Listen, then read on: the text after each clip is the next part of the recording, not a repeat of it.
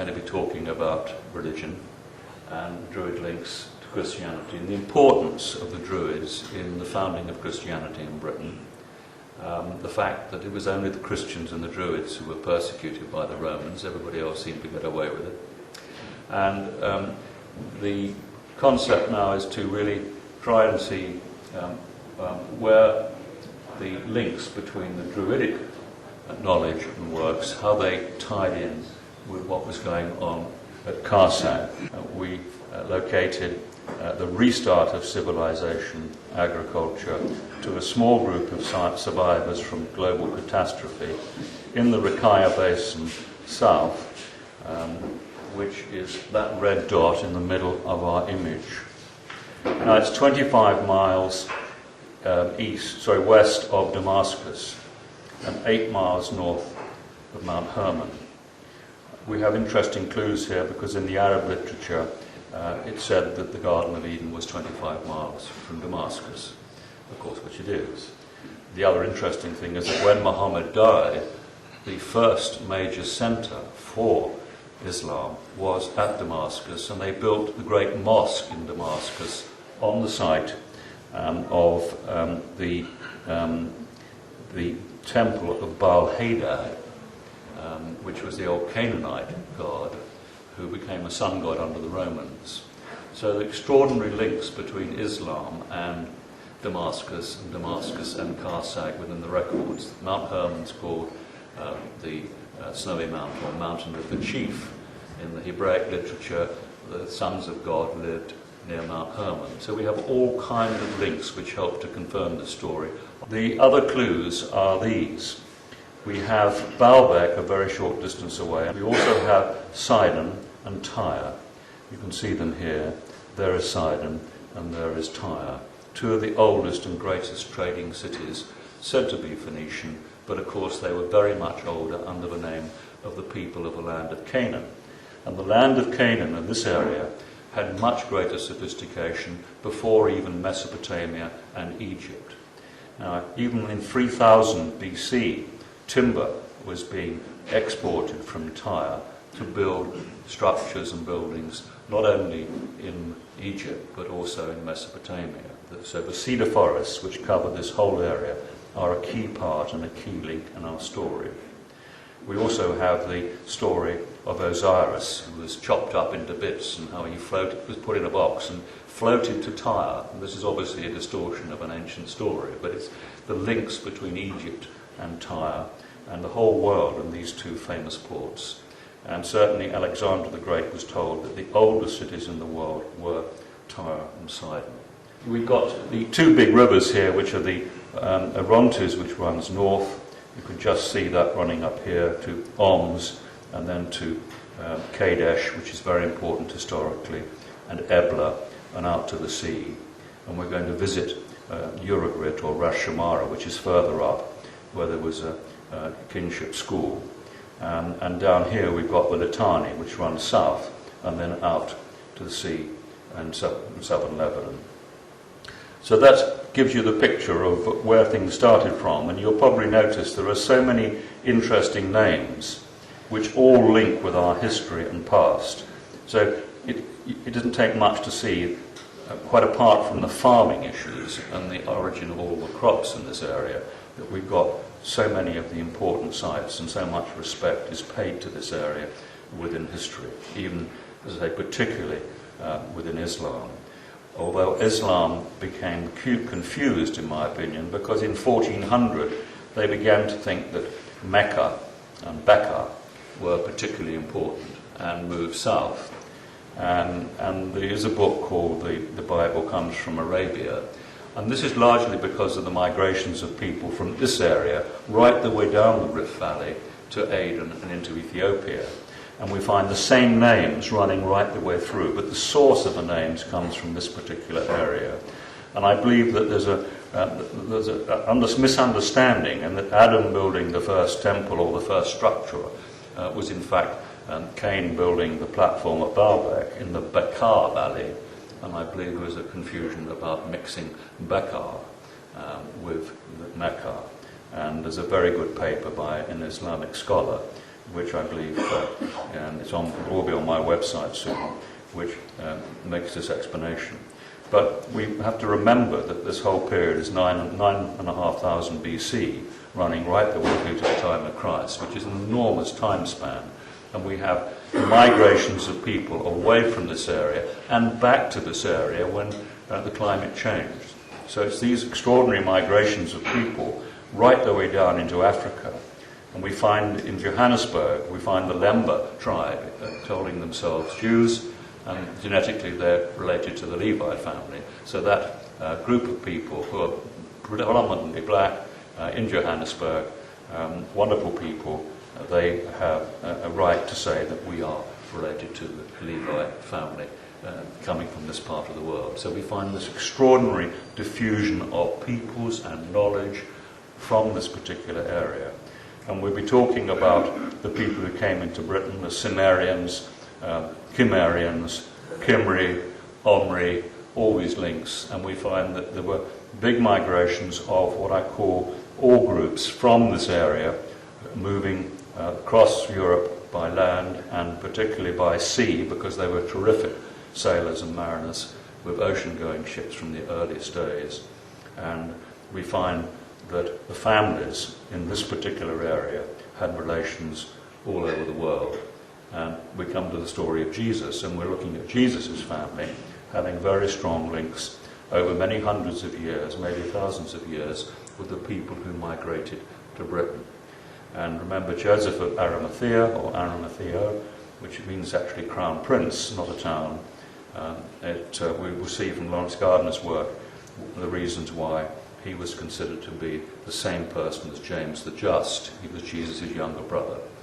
And he remained crown prince because Jesus survived the crucifixion and was around, and he retained that particular title, which was a title given to the second son.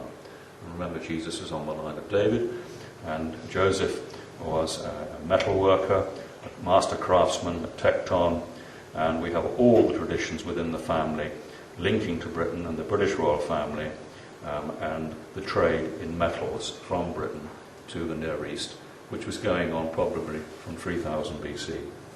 So I've got this particular image in here because it's so interesting. Every little part of it tells a story, and you could probably write a book on most of the issues. The Sea of Galilee, down into Jericho, south, and Nazareth is there. And of course we're talking about the Nazarenes Church, the Nazarene Christians, and we're looking at the strong probability in my mind, and many religious scholars would agree, that what Jesus was attempting to do was to try and restore the old order. But they failed to do that, but we still have obviously a valuable story from there. But you see all the references to Jesus being a king of the Jews, and all the references God in the temple. These are all back to Mesopotamia, to the Golden Age. So I think it would be fair to say, in my opinion, that Jesus was attempting to restore good government above all else. Some of his disciples thought it was going to be violent and had their swords ready. Jesus tried to do it peacefully, but it wasn't going to work peacefully, and it didn't work, very sadly.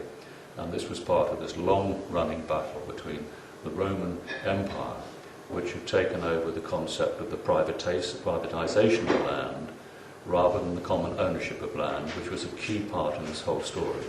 The Roman Empire started about 700 BC, breaking away from the Etruscans. In the same area that the Etruscans lived. The Etruscans were true to the old order. That was a refuge of the Golden Age. And of course the Etruscans would have been considered to be Druids. And the Romans came along and conquered and stole and took and killed and murdered and wiped out people on a grand scale in order to establish their empire. They did have good aspects which they'd inherited from the Etruscans and from the old world. But the idea that it's what the Romans did for us, it's much more, I'm afraid, what they did for us, it was what they did to us. And so that's going to be part of this little story. These primary references for anybody, because when one makes the kind of statements I'm making, it has to be backed up by evidence. And you know about the genius of the few. We talked a little bit about the path of light, and There was a third book here, which is the Reverend Morgan's book, which was written in 1860, dedicated to Bishop of St David's, Connaught. Brilliant book, one of the most important reads that you can imagine, I believe, in terms of putting the past history straight. And he explains so much, including his descriptions of St Paul in Britain, and there are, again, so many references that St Paul did briefly come to Britain, and we're going to look at that on our journey. Lawrence Gardner's Magdalen Legacy, we talked a little bit about that yesterday, but that is, I believe, one of the definitive books on Christianity, and should be taken extremely seriously. I know him well. He's an extraordinary scholarly researcher who makes use of computers in an unimaginable way to give him access to everything that needs to be known to make a solid evidence-based case for the points he puts in his book. And also a new book by Philip Blair called God's Credentials, where the first chapter appears on the Golden Age Project website, which is terrific confirmation that Anne and monotheism was what was going on right from the start, from the founding of the Karseg or Garden of Eden site. Lawrence Gardner has given me permission to publish, or not to put on the web and put on my talk, totally unplugged, work that's not published yet, a 28-page paper with detailed references on the church origins in Britain. I've used this quote again. This was Barbara Joy's quote at the beginning of her chapter in The Genius of the Few, which is called The Unity of Truth. And I made the point about whether Quran does mean the readings and recitations of Anne. It's spelt Q-U-A-R apostrophe Anne. And in one of the marvellous books I've read, which was the Quran, and an English translation of everything in the Quran, my judgment on that was that Allah and Anne are the same person in the readings and recitations of God. The God that was being referred to here was Anne. And remember, Muhammad's sister-in-law was a Hanif, and Abraham was a Hanif, and they were looking back to the Abrahamic faith, not wanting a new religion, but the catastrophes, the really big problems from cometary debris, dust storms, had totally destroyed the great Bronze Age civilizations, and with it had destroyed the whole social order and structure of the Golden Age. The first stage of the O'Brien research was to look, when Tim retired in 1970, and they started by looking at standing stones in East Anglia, and the first area they looked at was the Wandlebury Hatfield Forest, Loxodrome as it became. And then they wrote this marvellous book, which how I really came linked in many ways to this through Canon Blair, who was the marvellous vicar again at Truro Cathedral. His son, I shared his library and lived in his mother's old room after she died, and he had 20,000 books. And his father had actually bought this particular book because of his interest in Bodmin Moor. And Jim O'Brien and Joy came down to the Pythagorean Society in Sherborne School in 1984, and we've got that lecture on tape on the website. But that was Canon Blair made that big break, and that linked me to Nigel, allowed me to do 4 years of research in his library, and have him, as like an Oxford scholar as he was, providing me with the books I needed to do all the basic research that I carried out. So a whole line of extraordinary coincidences made it possible for me to stand here now. So that was the starting point, and what we're looking at here is the Cam Valley Loxodrome. This is the Loxodrome, which is a curve, which meant the people who built it had precise knowledge of mathematics, precise knowledge of the curvature of the Earth, the size of the Earth, and Loxodrome astronomy was extremely important in terms of being able to calculate complex observational astronomy calculations from that line, and that's how astronomy actually started much later, when people began to want to be or become astronomers in the 15th, 16th, 17th centuries, and they had to relearn what our ancestors had learned, but had been lost. That's the actual line itself, 26 megalithic miles, or 26 equal spaced markers, mostly standing stones or mounds of some sort, with the associated henges and other structures on that line. That's the definition of a loxodrome, and it's a line on the Earth's surface making a constant angle with the meridian, and this allows the determination, time determination, and most of the positional observations made visually, both of fundamental importance to astronomers. What then followed was probably on and off over 7 years, we're going backwards and forwards to Bodmin Moor, to do the most detailed survey ever done, professional survey ever done, on any large area of Britain, to produce this extraordinary feature of the megalithic Odyssey, to show that this was none other than a very important observational astronomy complex. And there it is at Bodmin Moor. And remember, these granite-bearing areas of Dartmoor and Bodmin Moor are very important. They're high in gold content, particularly tin on Dartmoor, tin mines down in Cornwall. And we've got evidence of ships taking tin ingots from Bigbury Bay at 3000 BC. The established archaeologists did not want to accept the dating of what were clearly ship's timbers found underneath the tin ingots. They didn't want to accept that they were 3000 BC, but grudgingly accepted 1000 BC. So the objective with both Line A and Bodmin Moor was to provide proof of deliberate astronomical design in ancient structures. And this had been called for by the archaeological establishment, who had refused to accept the research conclusions of Sir Norman Lockyer, Alexander Thom, Gerald Hawkins, and others. Bodmin Moor is interesting because Cornwall equals Kernow equals rock piles equal land of the cairns. This is what the name of Cornwall really means. And we find something like over 90 massive stone cairns built in this way with smaller stones, which were constructed along the ridges at this extraordinary astronomical observatory. Some people say more stone was moved in building of that than the Great Pyramid. And I would suggest that we had generations of young men coming from all over the world at that time to learn observational astronomy at probably the primary observational astronomy university in Britain, and this was part of their 20 years of training under the Druidic system. Wouldn't have been possible to prove by probability analysis that this was deliberately designed without the computer.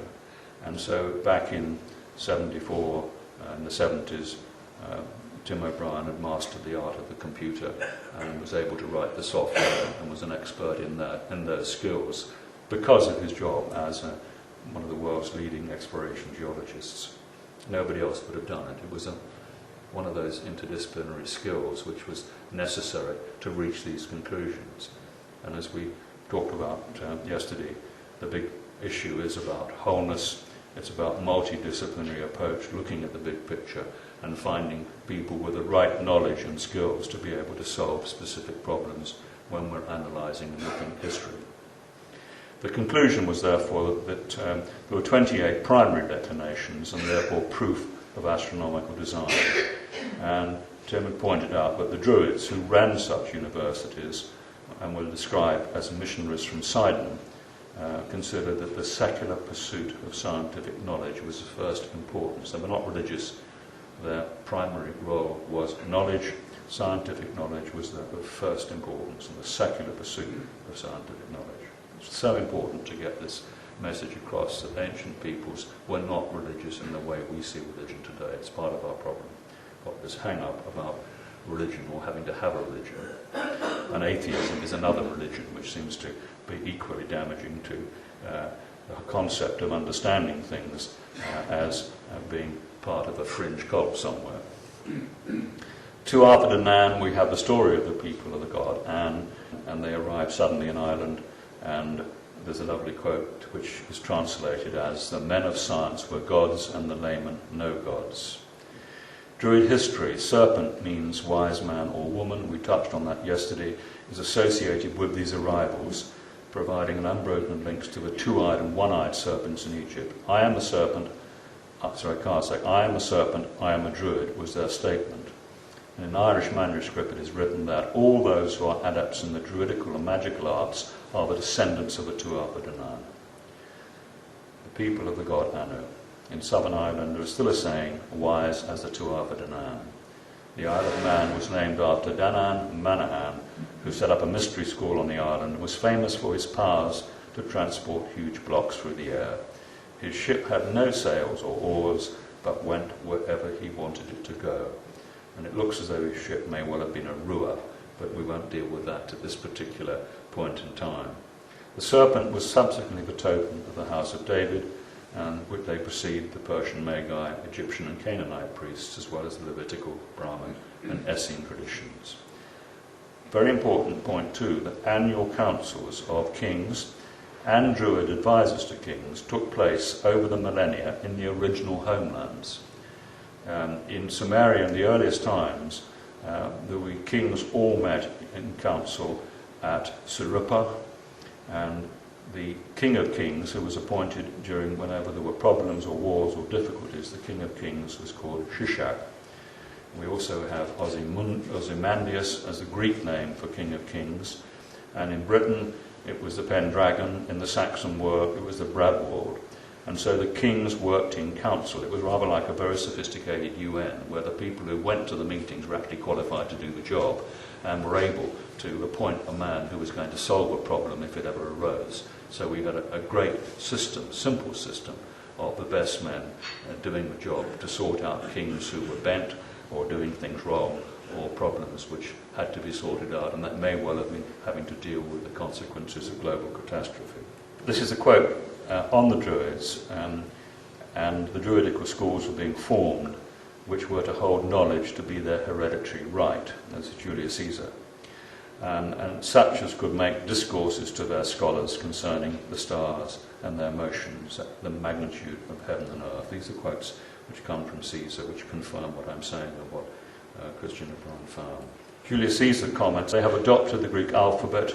I'll come to that later in another text, because the Greek alphabet was in fact the Phoenician alphabet, and the Phoenician alphabet was what was called the alphabet, and the alphabet was the speedy writing of Enoch, which went back thousands of years, and was the in-house writing and language of the administrators of the world for many thousands of years.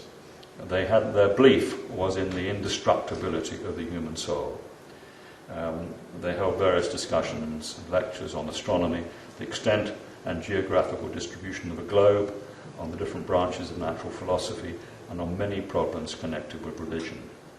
Interesting, many problems connected with religion. Ogham writing and links to Carsac again. This is from the Lost Zodiac of the Druids by Gregory Coulter, which is, I believe, a must-read. And we're seeing Ogham being used here.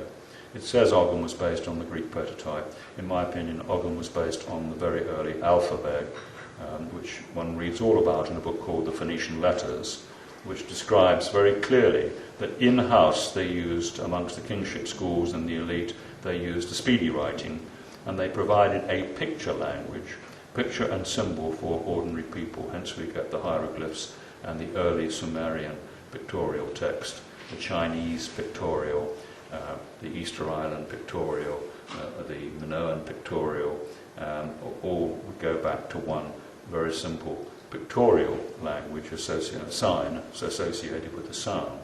But in-house they kept the speedy writing. And we find, for example, most people in this room, when they read, will be looking at words in a pictorial way. They'll pick up the first letter, the last letter, and they'll make their mind up. They don't really read it. It's a pictorial operation.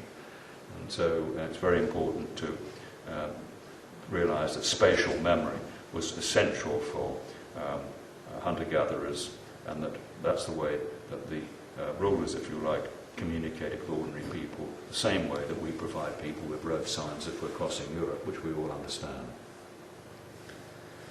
Now, the key point here is this link between Ogma, and that we have so many references to Og and Magog and Ogma and Ogmash.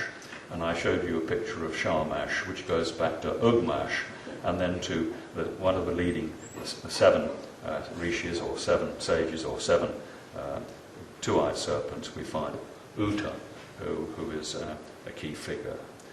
There was a calculation which I need supporting evidence on from anybody who can find it, but there is a precise astronomical date of this, what is said to be the start of the Druids. I believe it's the arrival of the Druids in Britain, because it ties in with so many other pieces of hard evidence of bright, clever people coming into Britain, bringing farming with them, bringing superior tools, having long heads rather than round heads. We seem to have a migration of people into Britain at this particular time, and there would have been very good reasons for it. And they're described as missionaries from Sidon, which is where you'd expect them to come from, the Eastern Mediterranean. What their system was based on was exactly the same as the Golden Age. The king's primary role was to deliver to the people freedom, justice, leisure and instruction.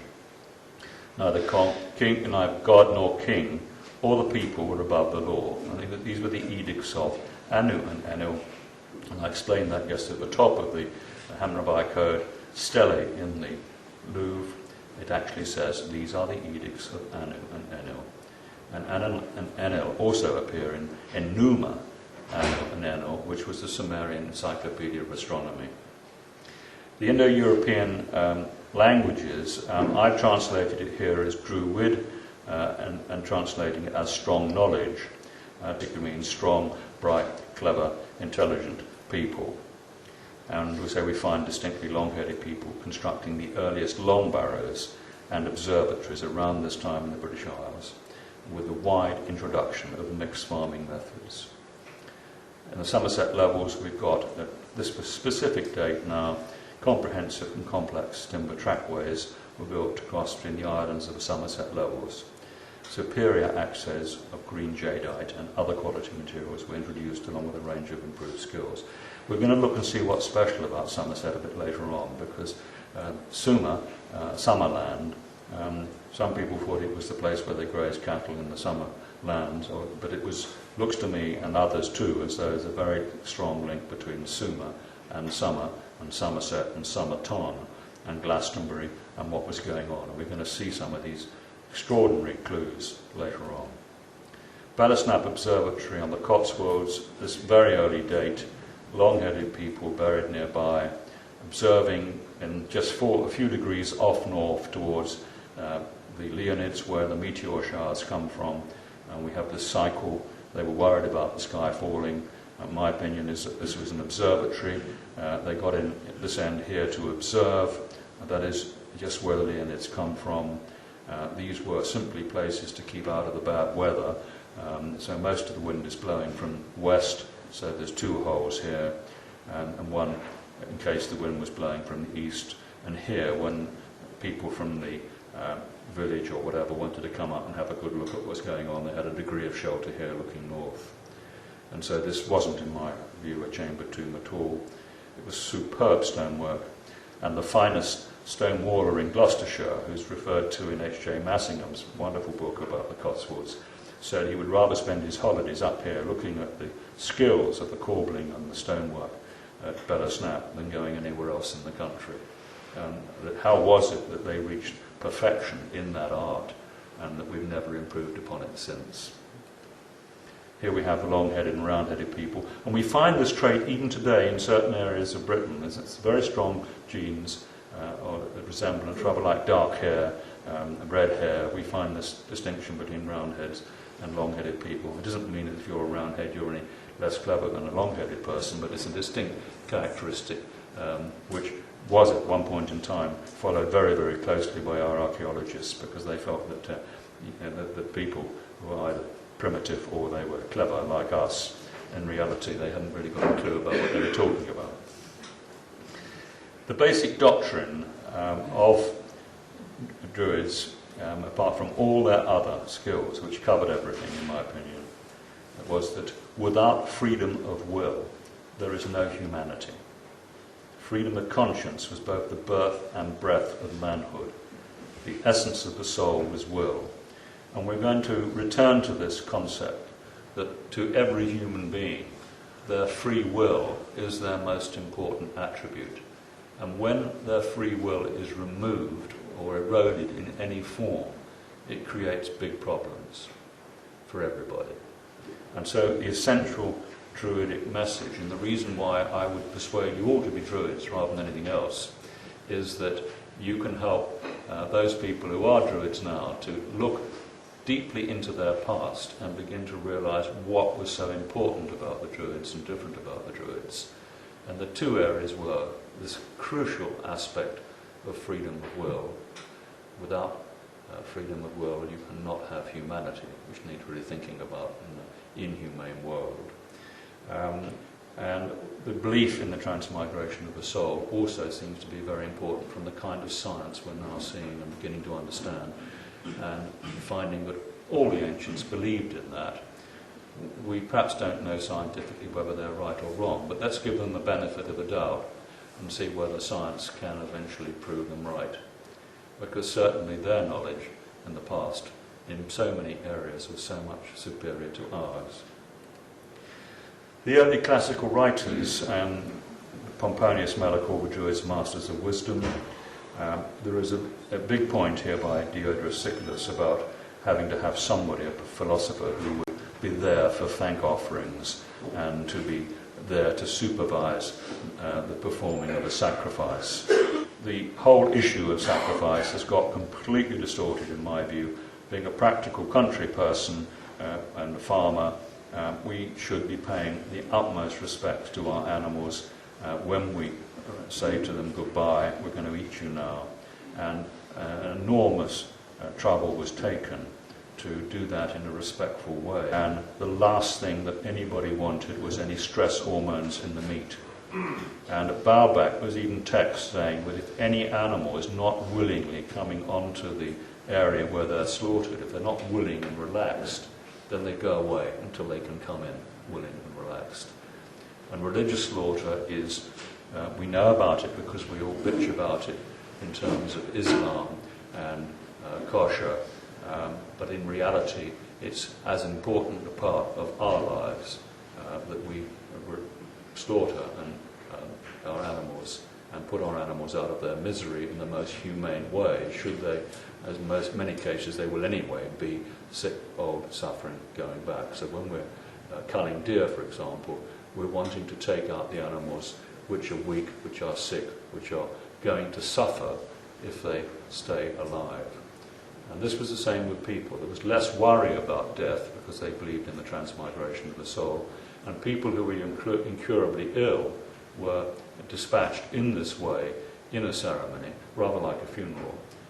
But it was the way in which their world operated and the way they thought. And it's time we began to think realistically about this real world and what we would do if we had to deal with elderly relatives in an Eskimo setting or an African setting or wherever it might be, and how we would deal with our own animals from which we derive so many important products for our survival. And this is about how reliable were the classical writers. Well, you all know about what people say about the Druids, painted savages. There's so many views, and much of the unpleasant material comes from Roman historians. And what is interesting, and this is Miranda J. Green's book, what is interesting is that Christian writers were sympathetic to the pagan Druids. There was no difficulty between Christians, early Christians and Druids. And this is a very important point from Professor Jean Markel. The Romans based their law on private ownership of land, with the property rights entirely vested in the head of the family, whereas the Druids always considered ownership collective, common ownership of land. Very important point. We see this in the whole concept of people, for example, coming into Britain would have been given either 3 or 5 acres of land, depending on the quality of the land, and free passage through the country. That was granted to everybody who came to Britain, immigrated into this country, so they could feed themselves and their families. And the concept of tenant right is that land, paying value, paying for land, should be a price you pay for the work that had been done to that land to make it productive. Another crucial point in understanding land management and land tenure. And if you steal land away from people and don't pay them tenant right for the work they put into that land, that was considered to be the worst possible crime to humanity. And yet that's exactly what we've seen in Zimbabwe, with the most devastating consequences. Their motto was the truth against the world. And Morgan says that, the Reverend Morgan, who I referred to earlier, says that Christianity was a new thing in Asia, but there was never a time when the Druids of Britain held not his doctrines. Druidism presented a high culture and as a priesthood of peace. In parallel, Buddhism was a Druidic religion. By controlling the vast mineral wealth and other resources of Britain for the people of Britain, the Druids were presented a serious rival to Greece and Rome. And of course, under Augustus and Tiberius, it was a treasonable offence to be a Druid. This is what Rome did to us. Now let's look at some of the sophisticated skills. This is the Royal School at Eurogrit, certainly before 1400 BC, I think more likely 1800 BC. The acceptance is that those Phoenician letters go back to 1800 BC, but these were in cuneiform tablets at the Royal School of Eurogrit at Ras Shamara. And this is one of a series of 10 letters, for one having responsibility at the Sar-Man Brotherhood of the Prince of the Land of the Four Directions at the Royal School of Eurogrit, being an aspirant to the Brotherhood. This is typical Druid material. And this relates to a letter from the tutor to the pupil. And what is being explained here is a black hole. And we are told that the stars without number that we see in the heaven, each one the progeny, the inhabitants of heaven, will in their turn populate the heavens to time without end. So the story goes that when a sun or star dies, it goes forth in a piercing flash of light after compressing upon itself until it can press no more, and flies apart in a myriad of particles, each particle finding itself a space wherein it can gather from the heavenly soil nourishment for its growth, and in due course make itself a world, as our Lord Shamash has done. And this is a must-read, again, the Phoenician letters by Wilfred Davis and somebody called Zur. And this same page, as this is mentioned, is a compost heap, and exactly how to build and make a compost heap and how you recycle your garden waste and your voidings. And what is being said here is this is how a black hole works. It recycles material in space. And I sent this letter to a Telegraph and Times who wouldn't publish it, but it was published in the Daily Mail. And I sent a copy to Stephen Hawking at Cambridge, who had just recently said, I was wrong about black holes, they do recycle things.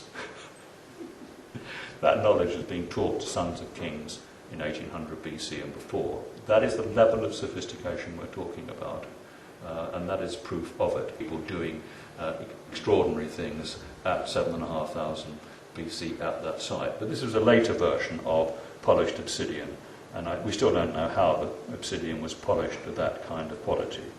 And that is the kind of artifact that we see here in the 19th and 18th century BC, and made in Egypt and present to somebody in the land of Canaan, as I shall prefer to call it rather than Phoenicia. This is another must-read latest book in understanding what the Dogon were doing, and the Dogon understood the atom. They understood neutrons and electrons and protons. The germination of a sene was about 4 types of quantum spin particles.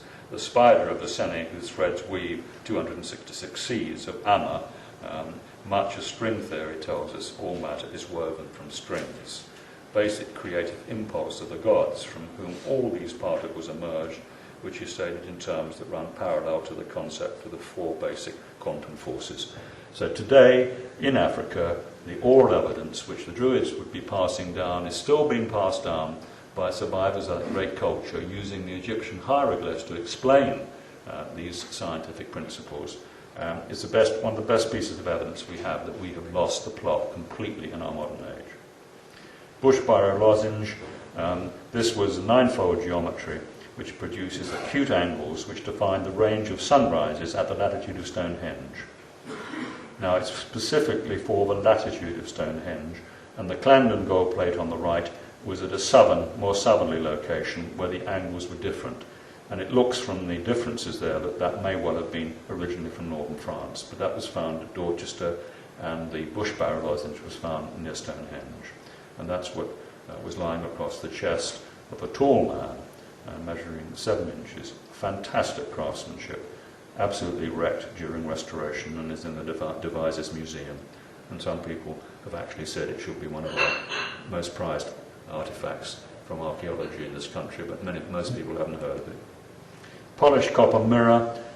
copper was polished to make mirrors in Egypt, and this is a model, probably a craftsman's model. It may well have been a mirror on the top of a chest in somebody's house. It was found and deposited in a peat bog, presumably because they didn't want it stolen or taken away by somebody else.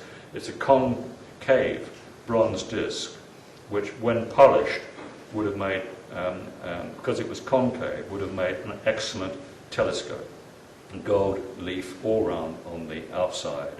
And a marvellous American man called Larry Radke has demonstrated that they were able to polish bronze and get a mirror finish, fantastic mirror finish, which would have been used as the same kind of telescope that Hubble was, one big giant concave disc. And Larry Radke's view is that the Pharos lighthouse worked on the principle of one of these very large concave bronze discs with batteries and electrodes, and you provide a spark between the electrodes, produce extraordinarily high quality lamp, which is exactly what we were doing with searchlights and spotlights in the 1880s and 60s and 90s. And that technology, he believes, is all the evidence is there that they understood these kind of technologies at that time. And of course that was called an arc light. The Gunstrup cauldron, and we've got Cernus with the antlers in the meditation pose which we find in India. And another most wonderful artifact. The Coligny calendar, another extraordinary object which is measuring very accurately the year, and shows that the Druids were certainly as sophisticated as anybody else on the planet in terms of their skill in observation and astronomy and understanding the sky. That is a little example of the workmanship in the 3rd century BC, which is beautiful, as you can see there. These weren't painted savages, were they? This is something which will interest you because not much has been talked about the geometric altars, but a researcher called S.C. Cack showed that the very earliest Brahmin astronomers, rather like the Druid astronomers, they produced these extraordinary, and this goes back to the 3rd millennium BC, they were able to build Vedic fire altars, they called them, and temples, but in fact they were very sophisticated computers built up in 5 layers of thousands of bricks of specified shapes. The whole formed a sophisticated astronomical calculator, which enabled them to calculate the length of the tropical year precisely, and a 95-year cycle, the precession of the equinoxes, and the value of a lunar year divided into 360 parts called a tethi, 360-degree geometry, 3000 BC, and knowledge of the 25,920-year cycle of precession. And that's what it looked like. So when we look at technology and look deep enough and hard enough, we find the most amazingly sophisticated technology right the way across the Indo-European world at these early times. And they could only have come from the much earlier, sophisticated, archaic world when the Golden Age existed. Megalithic structures, this is the distribution of megalithic structures, and they tie in with where early people were concentrated and living in the temperate zones where farming was favourable, life was favourable, after perhaps the pressures in this area here had really built up, and people had to migrate from the Samaria because the monsoons moved south, the land became so dry that salination was a problem and they had to switch from wheat to barleys. But we find megalithic structures all around the world.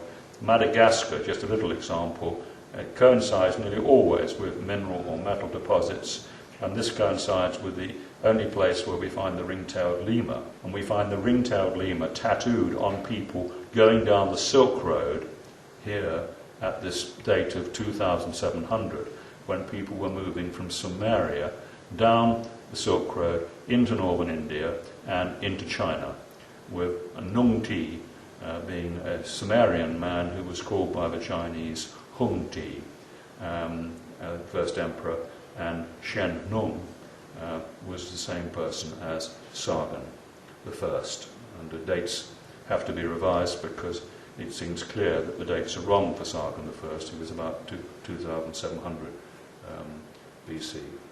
But I won't divert too much on that, but I want to give you the message of the migrations of people to Europe from that centre here, which started in the land of Canaan. Fastles Lodge, why were they building these structures? This is the Long Barrow. That's how it was built. My view is that they were built in stages as the population grew, and that they were really principally Anderson shelters to hide from the sky falling. They were later used to store bones. People were exhumed, and the bones were stored in family compartments, I'm sure, after the big risk of cometary debris had passed. They didn't do anything without working out very carefully that they'd have multi-purpose uses. Many of the long barrows are very sophisticated, and I'll show you in a minute, and clearly were accommodation, maybe even pubs or stopping off places in the very early times for people travelling around. And they served the dual purpose of being strong enough to protect people from the sky falling, and then providing all the other needs and purposes, like taking your animals and yourselves and your families in during these difficult times. And the bones were piled up inside, and later on, of course, we had bonfires or bonfires, and that's the origin of the word bonfire, from the bones which were built up over time in some of these places. West Kennet, extraordinarily sophisticated, enormous trouble taking organic, inorganic material layered in the roof in order to be able to be protected from cosmic radiation, a big dose of any form of radiation in the forms that it could have arrived, the sky falling. All these factors were considered in these structures. And this is the passage, call it the passage grave, but you can see the reconstruction of this passage grave with the corbelled passage in France. And when you go to France and the Mediterranean further south, you find far more sophisticated versions of the same thing, which is a clue to what we're looking at. And this is from a book called Dolmens of the Dead. This is Stonehenge, which you all know about, but not many people realise that you've got all the carpentry joints round the top of Stonehenge, and the only reason you're going to all the trouble in fitting those stones in that way was to support a massive roof. And my principal view, and many other key people who have written books on the subject, will tell you they wouldn't have gone to all that trouble putting up that structure without having a roof on it. They could have done all their astronomical calculations without the roof, and if you remember, many of the stones on the outside of Stonehenge were used, station stones, the Aubrey holes were all the key parts of calculating the length of the year, and crucial in terms of understanding whether the Earth had moved on its axis, etc., etc. And we find the first astronomical structure at Stonehenge, certainly 7,500, 8,000 BC. Durrington walls, well, this is an image I've got of how these roofs would have looked. They would have been very similar to the kind of big communal houses you see still just in the Amazon.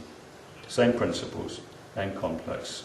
And what I believe also was happening was they were storing winter fodder in these type of wood-hinged buildings, where they would have put a roof on, there may even been something resembling canvas skins to make sure that winter fodder was kept dry, because winter fodder was crucial in overwintering their breeding stock and maybe the animals they were going to eat over the winter months. The rest of the world before 2000 BC, this is Gozo, Malta, wonderful caves, and this is overlooking the most fertile plain. People forget that parts of Malta would have been wonderful farming areas for the first farmers to arrive there. And this is the journey. We find agriculture starting where I've mentioned. This is the official view, that agriculture started here, in earliest dates for any agriculture in the world, although we're talking about a restart of civilization, and therefore there were clearly field systems and farms and seeds going back 50 or 60,000 years. It would be very difficult to find the evidence, although some people have found evidence and of course been not taken seriously. But these are the dates. So people were getting to Malta, the farmers were getting to Malta 5000 BC, and then coming round by sea, which was much the easiest way to travel and much the easiest way to take the minerals back to the Mediterranean. And if you look at all our main mining operations, they're very close to where ships could be loaded. And you load a big ship, and you take, within 3 or 4 weeks, you've delivered it to your merchant, if you like, back here in Palestine, where they were mining copper at 5,500 BC. And so this is the route for most of people and agriculture. And we'll be looking at this route again with St. Paul travelling from Caesarea to Rome, and then finding that they didn't go through the Messina Straits here because it was too dangerous if the weather was bad.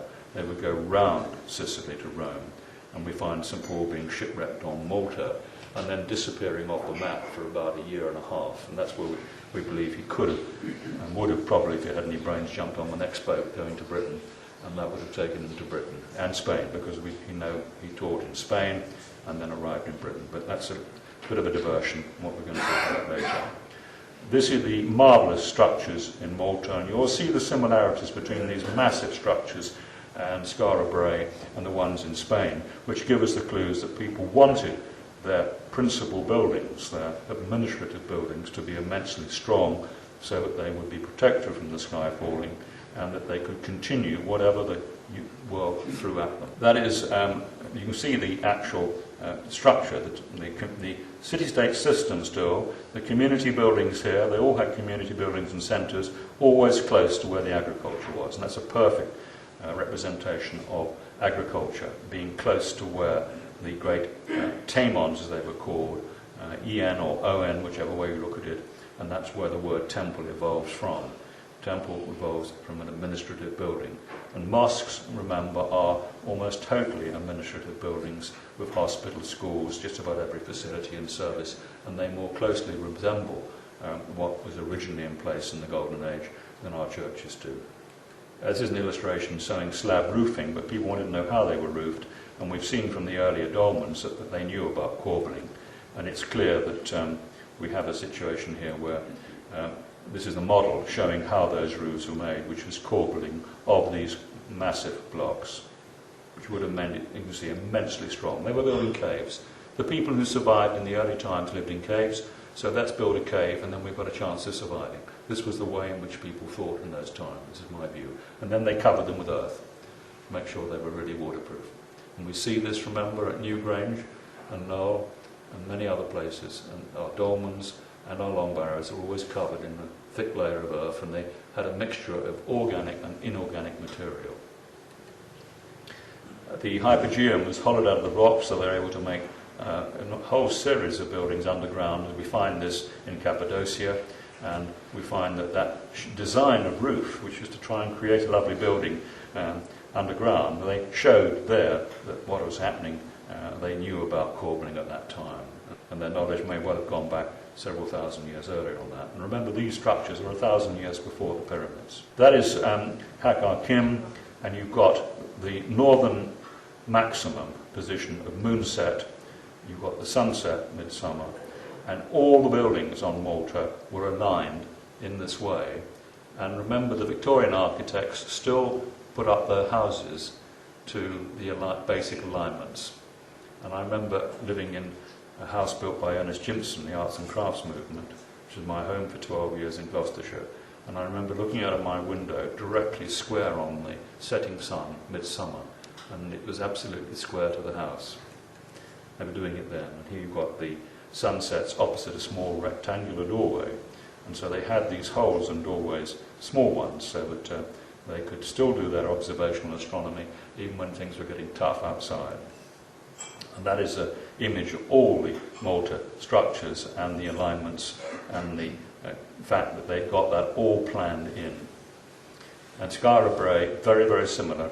That's a wonderful structure. That was for craftsmen. There were workshops, there were houses, there was a big bed by the door, so that when if you were woken up in the night, you got your sword hand here and you could stop somebody coming in. And of course they had flush loos and little areas where they could keep seafood fresh. Great sophistication. And terrific protection from what the sky was going to throw at them. This has just been discovered at La Mancha in Spain, which is an extraordinary structure, which is a cross between what we've been looking at and the Scottish Broch. That is a plan of it. And they're very similar in many ways to the Scottish Broch, which came later, and the kind of structure we see in Malta, but all with the same purpose, compartments. Areas where grain was stored, where livestock were. It was to bring all their farming animals and storehouse in, so that if things got difficult, they probably could live for 6 months or longer, and they probably had water wells in these places too, and they were like survival capsules from bad times. Where would Jesus have been educated? Now that's the big question we come to now, because we know the story of Jesus. There has been a book written called Jesus the Druid, and we've got to think what was going on at the birth of Jesus around the rest of the world. And we find that Pythagoras was supposed to be a Druid. We find that the Greeks were being taught by Druids from Britain. They believed in the transmigration of the soul. All the basic principles of Druidism existed all around the Mediterranean out to India at that time, and in particular at Alexandria. And we have a Jew called Philo at Alexandria, who, if Jesus had gone to Alexandria, he would have almost certainly met Philo and been taught by Philo probably. And so we look around seriously to see where Jesus might have got his education. We've got several interesting places to go to. And the story in those times was that if a young man wanted to really be educated, he finished his education in Britain, because the high culture, the Druidic high culture, still survived in Britain. It had survived from that Roman onslaught, if you like, which started from the Roman Empire being created at about 700 BC. And so it was only when Caractacus was captured or handed in. They never ever defeated Caractacus' brother Arviragus in the West Country. There were peace treaties, there were giving marriages between key people in the different royal families, and there had been a two-way flow of people from Rome to Britain from the earliest times, and family links. So many of the Britons who went to Rome felt quite at home because their relatives were there, in the same way that people coming from Palestine to Britain were quite at home because their family links were there. So let's have a look and see. One of the things that's, again, being on the right path and being able to look seriously at Jesus is Christian O'Brien's translation of the Askew and Bruce Codices, which are the only or principal source documents we have of what Jesus was actually teaching to his inner circle of disciples. And it was witnessed by Matthew, Philip and Thomas, recorded by them, witnessed by them, which was the way in which Hebraic documents, official documents, had to be witnessed. So we can say to every churchman, and I wish there were some here, this is a document witnessed by three of the most important of Jesus' disciples, in the same way that the Hebraic legal document was witnessed. And Christian O'Brien has translated it. It was in Coptic. It was survived at Thebes and was found by Bruce, the Bruce Codex, and a bookseller called Askew. They're part of the same document, and Christian O'Brien rearranged them. They're more commonly known, parts of it, as the Pistis Sophia. And here we have Jesus teaching his inner circle of disciples, which includes both men and women, with Mary Magdalene and Jesus' mother playing full roles in the discussions. So much so that the disciples are jealous, or appear to be jealous, of Mary Magdalene taking all the action, because she asked about 38 of 41 questions, I think. And of course, the church was so quick to dismiss it as saying it was totally evil. What utter nonsense that Mary Magdalene could possibly be asking all these questions. But there's the document, the book's to be read, people can draw their own conclusions. And it would have been apprised, very important, these texts were used by Valentinus in about 120 AD, and he almost became a pope. Only just pipped at the post for some reason, possibly because he was too extreme, because he was teaching transmigration of the soul and journeys of the soul as Jesus was. And these records would have been in the Alexandria Library, the great library. And this is part of Lawrence Gardner's latest research, that the Arian Christians, remember, they were Christians. Britain was Arian Christians. They didn't believe in all the magic of a virgin birth and the resurrection from the dead. Those all came in much later. And so the Arian Christians were no different really from the Druids. And it's a key point. But they were hounded out of existence, hung up and persecuted by the Church of Rome, who wanted to stamp their authority on everything from the time that Constantine gave them all the powers and land to do their job. But Constantine was blessed by an Arian bishop on his death. That was the conversion. He was converted, if you like, by an Arian bishop, not a Church of Rome bishop. And it's very important to distinguish this point. And the whole story of St. George was invented by the Catholic Church later, not long afterwards, but 100 years later, that George was a comrade of Constantine the Great, when in fact he was a great friend of Constantine's son, who was Emperor Constantinus. And George of Lydia, IA, was the Arian Bishop of Alexandria, which was more important than Rome at that time. He was beheaded by a mob during a very difficult time in AD 361 and cut up and left on the beach. And they wanted to cut him up in little bits so nobody could bury him or pay their respects to him later. And under the persecution, this was under the persecution of the Catholics and Arians under Emperor Julian the Apostate, who went back on the other emperor, on the Edict of Milan and what had been agreed before, which was for tolerance to religion. And of course, the story is horrific because in AD 391, Emperor Theodosius instructed George's successor, Catholic Bishop Theophitus, to fire and destroy the Serapeum Library. So all those records were lost. There was a war going on between the Church of Rome and the Arian Christians. And the Arian Christians were winning it. So the Rome had to get dirty and use the emperor and the army to suppress that knowledge. And we find this tradition right round the Mediterranean. And George was a great hero amongst the Arian Christians because he was their leader. He was made Bishop of Alexandria, given the top job by Arius himself. And so he was such a popular figure, and still is, that he had to be turned into a Christian hero who killed the dragon, rather than the man he was, who was the opponent of everything the Church of Rome was doing. Within the Path of Light, there's two very important paragraphs. And this is Jesus speaking in the Bruce Codex. It is necessary that they should find the initiation which is in the books of Dew, and which I caused Enoch to write in the Garden of Eden when I spoke to him in the building of knowledge and the building of life. Jesus had claimed to be at the Garden of Eden 9,000 years before. Now, that was a reincarnation, or he made it up. We have to try and work out how that particular point arose. But we have Muhammad using exactly the same Enoch story, going to heaven, and following exactly the same threads that Enoch gave. So both Jesus and Muhammad were making the same claims. Now, whether they're right or wrong, I won't make the judgment on that, but I want to just bring everybody's attention to that, because my belief is that Islam and Druidism were one and the same originally. And remember, Islam went down the route of education, education, education. Rome was supposed to go down the same route. That was what Constantine required them to do, to set up universities and colleges, as been done amongst the Druids. But the Church of Rome didn't do that. That was the difference. And that's why I believe that Islam went off at a tangent, because it was in direct opposition to what the Church of Rome was doing. And what the Church of Rome was doing was totally wrong. That's my judgment on the situation.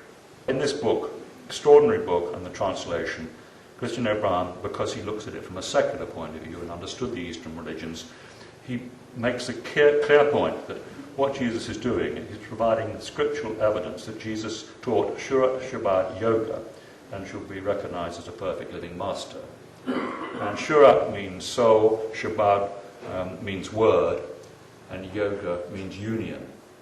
And this ties in with the word we were talking about yesterday on sound and meditation, and in Joy's chapter, which is on the website, called the Unity of Truth, we find Osiris in the yoga position, and we can see that this type of meditation or spiritual understanding or out of body or whatever is happening here is something that goes back to the earliest times. And somebody asked me a question about spirituality. That's the only spirituality or anything that resembles religion that we can find back in those ancient times. Religion, as we know it, is a new concept which seems to have distorted and destroyed so many people's lives. Shurat means soul, Shabbat means word, and yoga means union. That's the best description I've got, unless anybody can improve upon it. The search for British Druidic colleges and academies. the people who came to Britain, you'll see this wonderful map about the time of Jesus, and this land of the Cymry, which all the way up to Yorkshire here, from South Wales. And we have the Cimmerians, the racial name for the Celts, the Cymry, remains of the Welsh Cymry, originating from King Omri, founder of Samaria. And the best view I have, that this area was devastated by by a cometary debris event around about 800, which coincided with the time that the Assyrians took over and finished the concept of King Omri's kingdom in Samaria. And I believe that many of those people migrated and occupied that vacant land at that time. This is where we get the Welsh language from.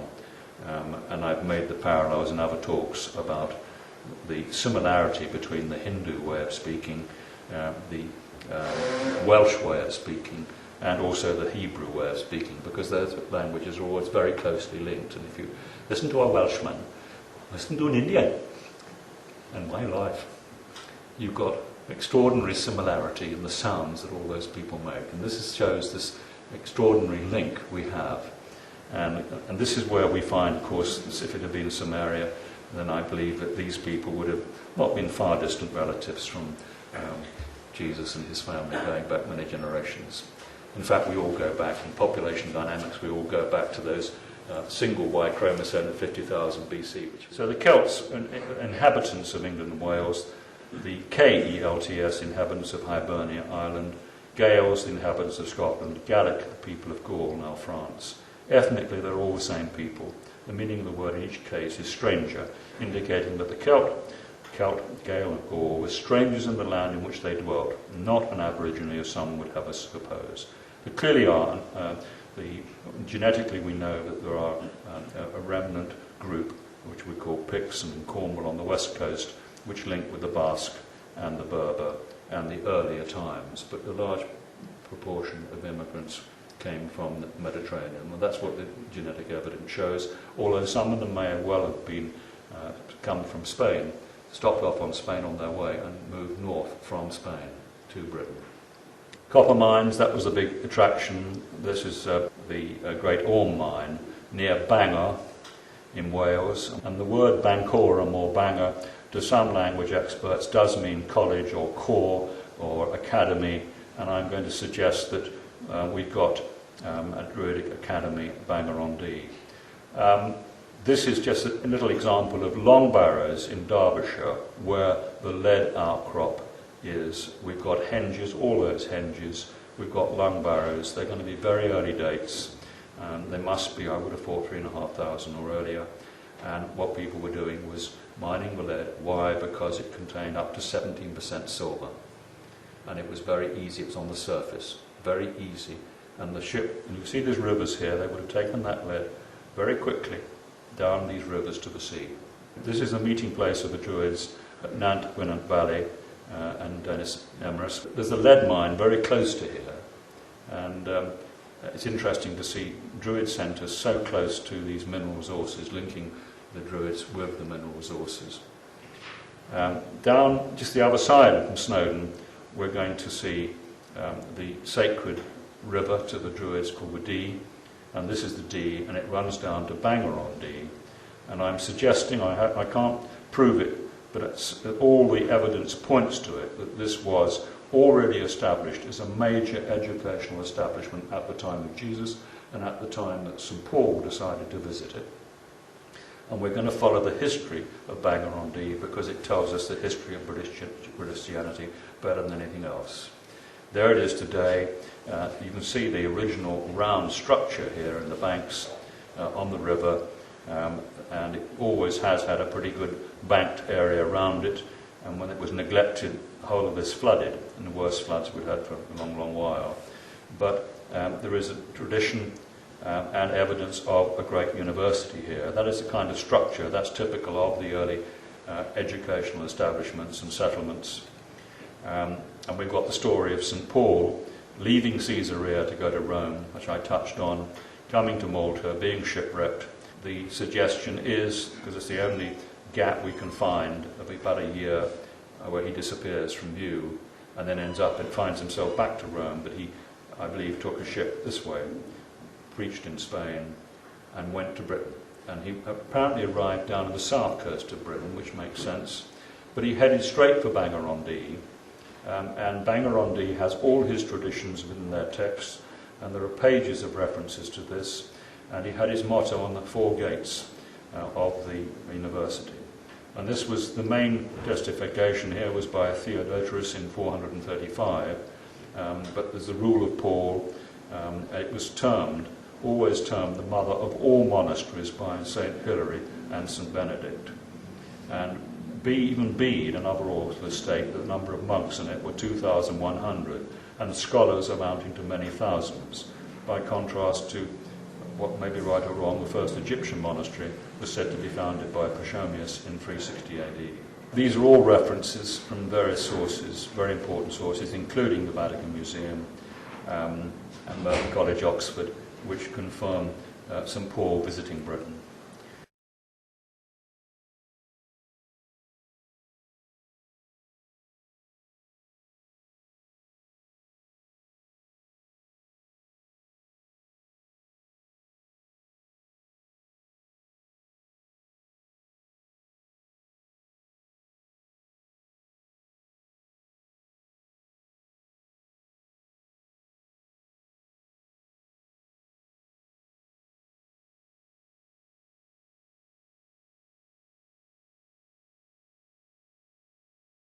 And the Pelagian heresy comes next. We find that Pelagius, in fact, is the abbot, 20th abbot of Bangor-on-Dee, 400 years later, and is described as being in truth nothing else than a revival of Druidism and the old Druidic ideas with regard to the nature and free will of man.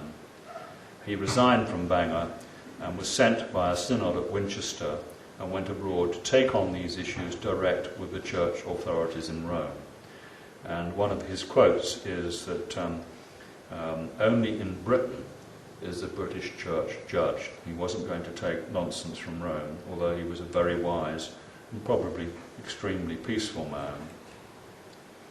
The concept of his view of life about free will being more important than original sin is that Adam would have died even if he had not sinned, that the sin of Adam injured himself alone and not the human race, that newborn children are in the same condition in which Adam was before the fall, that the whole human race does not die because of Adam's death of sin, nor will the race rise again because of the resurrection of Christ, that the law, back to the law again, gives entrance to heaven as well as the gospel, that even before the coming of Christ there were men who were entirely without sin.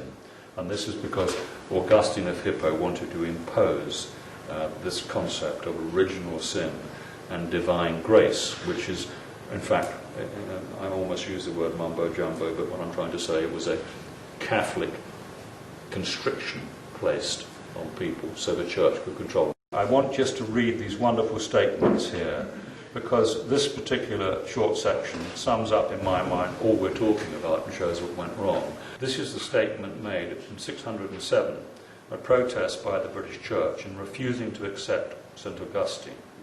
It was signed on behalf of the Archbishop of St. David, 6 bishops, and the Bishop of Bangor-on-Dee, who conducted the conference with Augustine. So even at that late date, it's very, very important. We have nothing to do with Rome. We know nothing of the Bishop of Rome and his new character of the Pope. We are the British Church, the Archbishop of which is accountable to God alone, having no superior on earth. And this is Francis Bacon, one of the great historians of all time.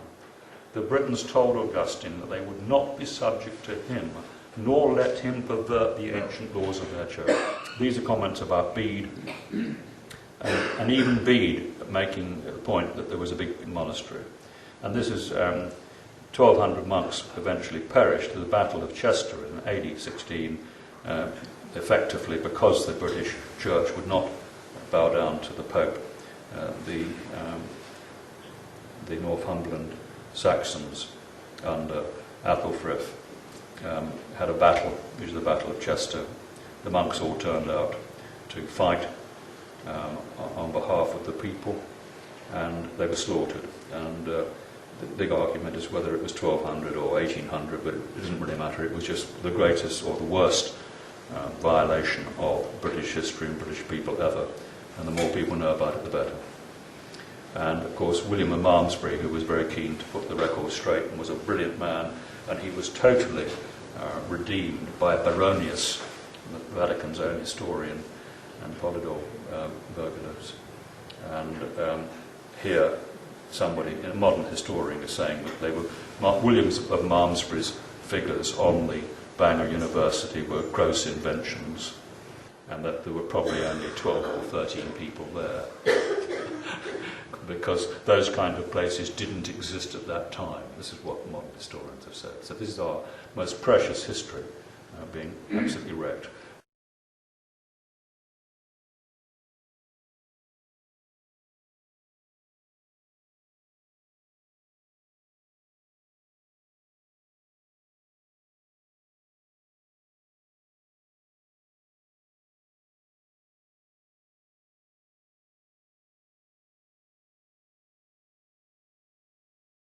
Morgan's conclusions are a must read for anybody.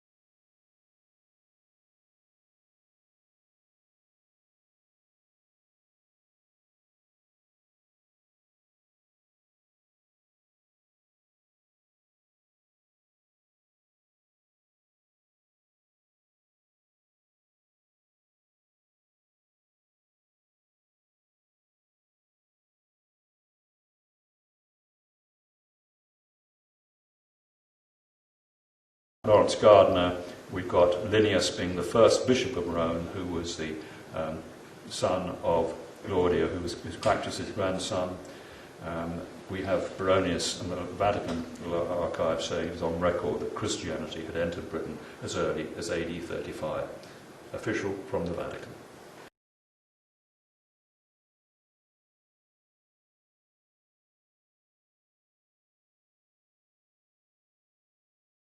Edict of Milan.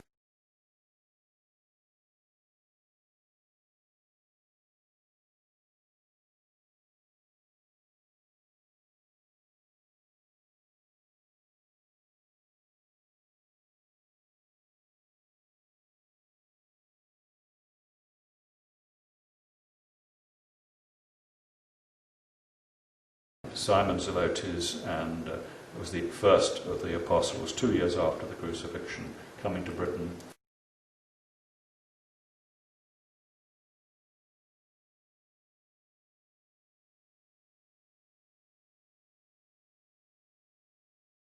Followed by Astrolobus, who was a bishop.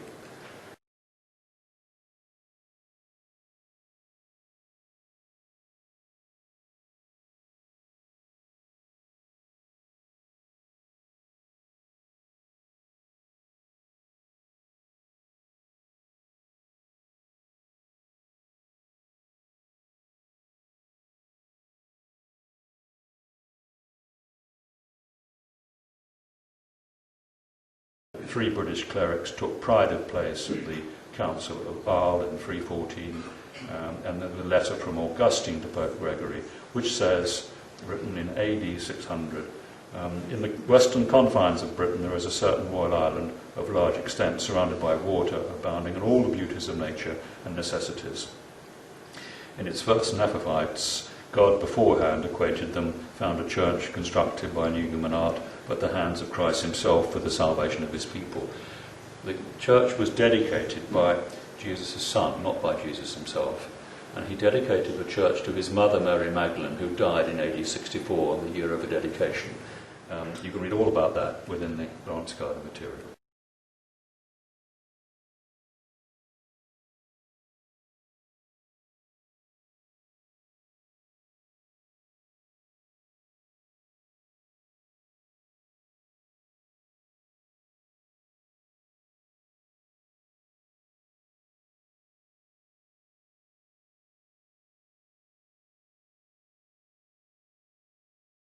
Wattle Church, there it is, that's the site of it. And we've got the 12 Hides, clearly located in Somerset, a marvellous book by Ray Gibbs. We've got this extraordinary, equidistant structure with Somerton straight in the middle, which is the capital of Somerset, with all these links back to Sumer. And that is a line from Cadbury Castle. The arrow, you see the arrow, that points to the top of Glastonbury Tor. And they're precisely the same distances apart. Cadbury to Glastonbury Tor, to Boroughbridge Mount to Ham, laid on the ground. And one side of that extraordinary line runs right up to Bury St Edmunds. So this line here runs Boroughbridge Mount, Glastonbury Tor, Avebury, and ends up here. And it's called the Michael line. But they were straight lines, as Michael Hodges says, and I believe they were there by the first ancient surveyors who surveyed the country very accurately because they wanted to allocate the land fairly. So everything had to be surveyed so that land allocation was fair for the people who came to Britain and were allocated land. And here is something I didn't believe in, I now do. Right at that Boroughbridge Mump on that line is the nose of the called the Girt Dog, which is at the entrance to the Glastonbury Zodiac. And it just speaks for itself, going and looking at the extraordinary features which can only have been deliberately laid out right from the very earliest times when the River Parrett was dug and the marshes drained. And remember, we've got ships coming right down to Bleedney, very close to the Mendips, to pick up the silver, the lead, all the metals that were mined on the Mendips, which Joseph of Arimathea would have been organising, and coming down the river here, the old River Brew, to Street Bridge. So Joseph would have got off the ship and climbed up Wirial Hill to Glastonbury. That would have been his route anyway, arriving by ship. And ships would have been coming in here for thousands of years, or certainly in the 1,000 years prior to Glastonbury, being visited by Jesus' son. And we've got a very easy trip for Joseph of Arimathea to look at his mines and contacts on the Mendips, and then slip across the Bristol Channel to Llanillid, where Caractacus is buried, by Llantwit Major on the beach, or going up any of those Welsh rivers to visit the mines. And so he was very closely in touch. At this particular centre, Glastonbury, he was in the middle of the main mining operations in Wales, the Mendips, and not that far from Cornwall. And the ship would have been the way he went round, and his ships would have been big and brilliant and well organised and competent, as were the British ships at that time, because the British Navy supplied the Gauls in France with all their needs in fighting Rome. And that was one of the reasons that the Romans attacked the Venuti, who were the tribe on the west coast of Britain, who had massive sea-going ships, terrific sails, could withstand the Atlantic storms, and they were wiped out almost at a man because they were supplying the support for the Gauls who were trying to withstand the Roman invasions. And we have a massive Roman genocide of the Gauls in France. We've got the royal family here going back to Belly, and extraordinary links here because we can find back to Brutus. We've got Brutus coming in. We have Hugh Gardwan, who's a contemporary of Abraham, and even further back we have, I think, a grandson of Noah called Gomeride, and somebody said, well, that's where Montgomery is named after Gomeride. So we find people coming from the Near East into Britain, and all these bloodlines, if you like, going back to the land of the Bible, the land of Sumeria, from the earliest of times. Tremendous links. All makes sense, all begins to come true. And there, go and visit, if you're in Rome, the first church in Rome, where it's called Santa Pudentia. And this is Claudia. Pudentia was Claudia's daughter. Claudia was the daughter of Caractacus while they were in exile. And Claudia's daughter, Pudentia, married Rufus Pudens, a Roman nobleman, and they set up a church and a safe house for all the Christians in Rome. And even Saul, who became Paul, was based here, and is suggested that, in fact, Paul was a half-brother of Rufus Pudens. And there's quite a bit of evidence on that, but it's another interesting area to look at. So we've got several interesting things there. The possibility that Jesus spent part of his education being finished, if you like, in Britain, and that his mission to restore government and kingship in Palestine had a British base. Now, I can't prove that conclusively, but I think if we look hard enough, we'll be able to find that out. And Polydore Virgulo, commissioned by the Henry VII to write the history of Britain,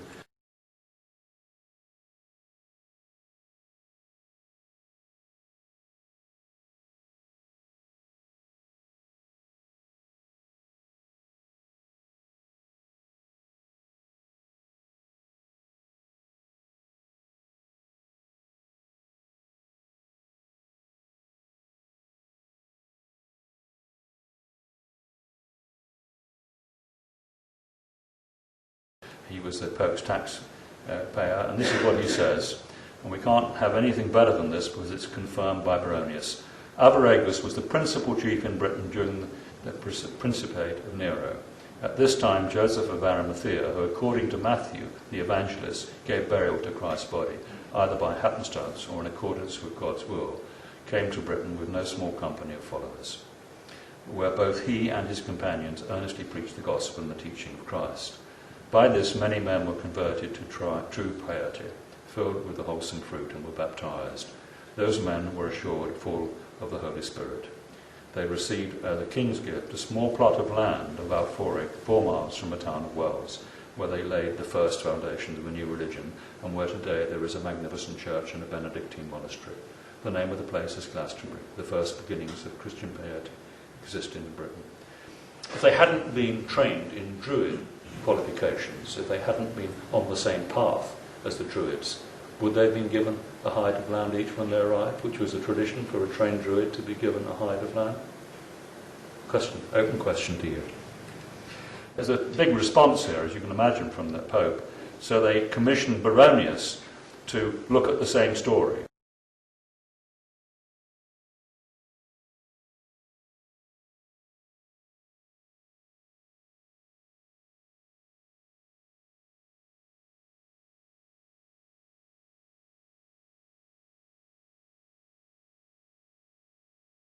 And he went through the same story, and he confirmed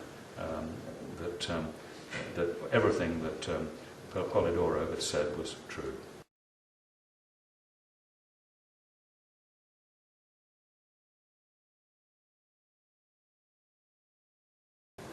And the doomsday secret was, in fact, that it was Jesus' son, and not Jesus himself at that particular point, at that particular time.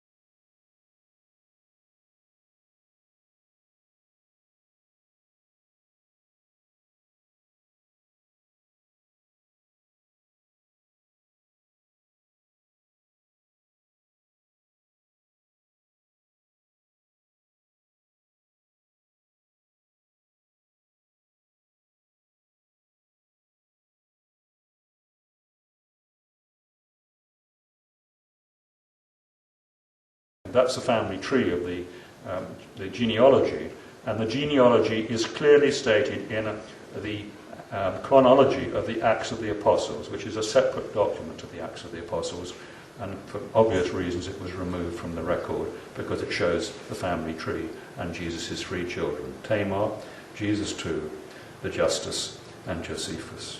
And it was Jesus too, the Crown Prince, with his uncle, who was Jesus' brother, Joseph of Arimathea, who dedicated that chapel to Mary Magdalene at that time.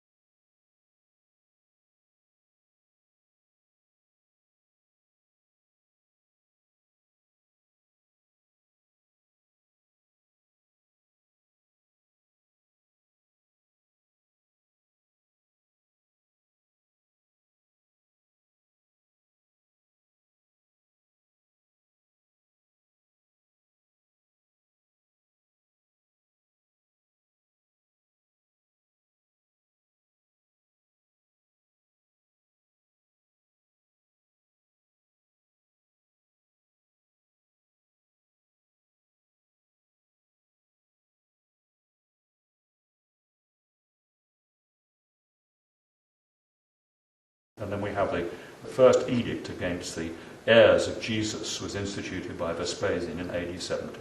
They went as hard as they could to wipe out all the relatives of Jesus.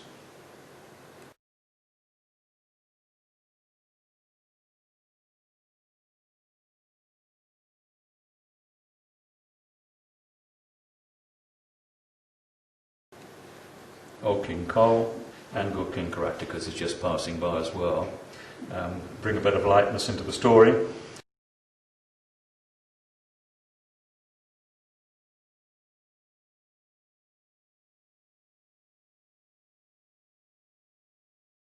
And of course it was old King Cole's grandson, who was Constantine, who eventually became emperor and proclaimed Christianity as the state religion of Rome.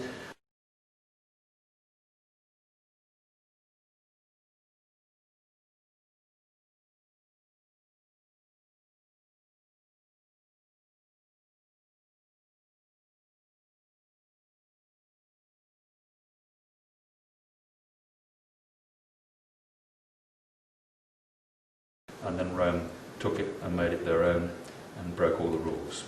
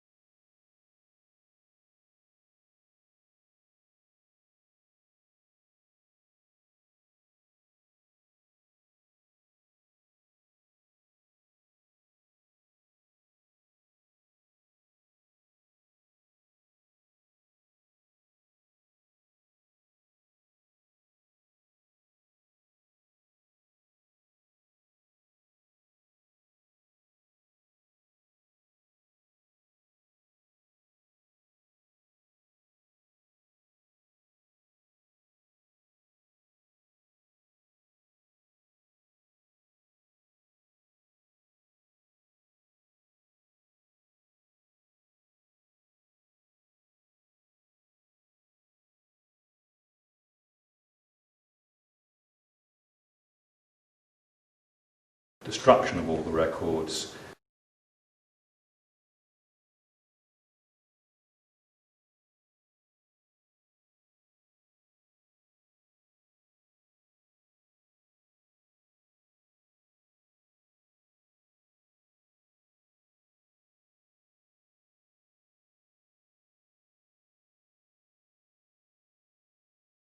The demise of the Nazarene-based Celtic Church.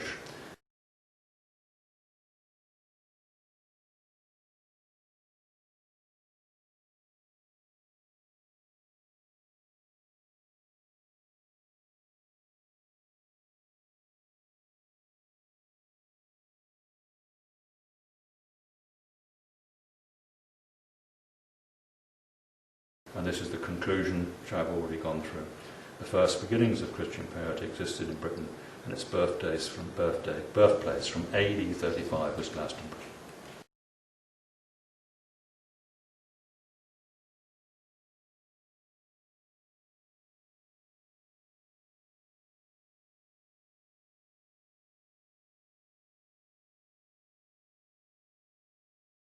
Chief Rabbi Sachs, just a brief comments there, and you can see just how serious things are at the moment.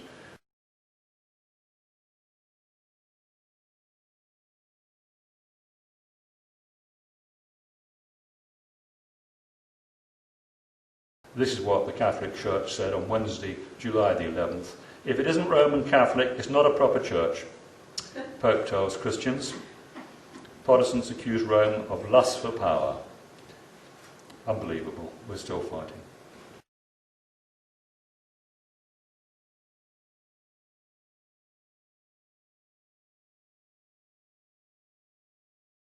Henry George, here is the conclusion to the whole matter I talked about reciprocity in Confucius.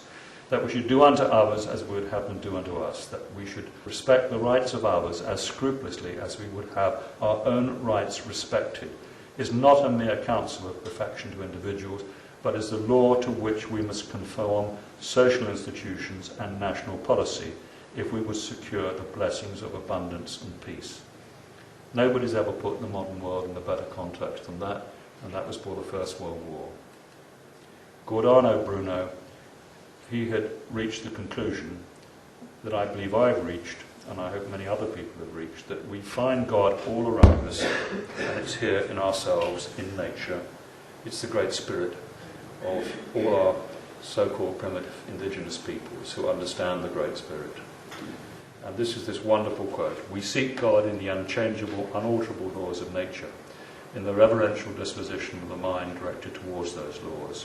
We seek him in the light of the sun, in the banks of all that springs from the bosom of Mother Earth, in the true reflection of his being, in the sight of unnumbered stars, which shine on the immeasurable skirts of the one heaven, and live and feel and think and magnify the all-good, the all-one, the highest.